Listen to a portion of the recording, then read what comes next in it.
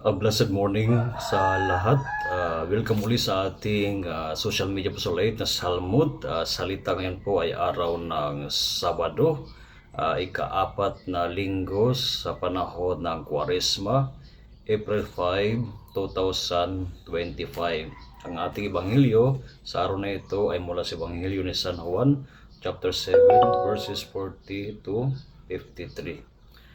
Si Jesus ay hinusgahan sa panlabas ng mga tao, lalo na ng mga Pariseo at ang mga Eskriba, yung mga tao, mga tinitingala.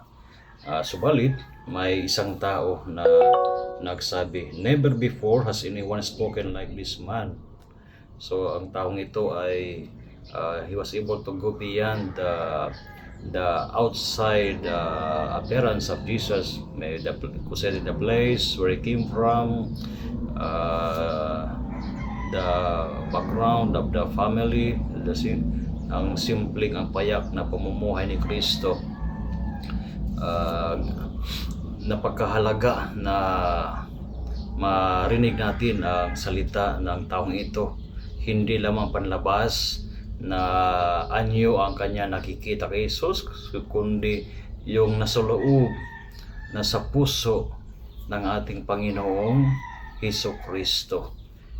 Sana sa buhay natin ay huwag tayong matukso na ang tao ay husgahan natin base sa kanyang panlabas o siya nanggaling, kundi bigyan natin pagkakataon na makilala natin ng lubusan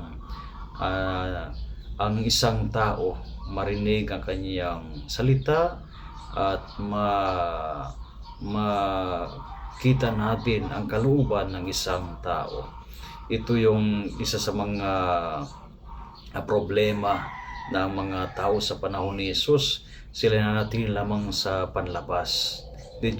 Jesus, based on the appearance, the outside appearance, they never do their best and open their hearts to see what is inside of Jesus, ano yung nasa loob ng katauhan ng ating Panginoong Hesukristo. Sana sa buhay natin ay pagsumikapan natin na mas lumalim pa ang ating pagkilala sa ating kapwa. At naway huwag nating hayaan ang anumang hadlang na hihinto tayo, no?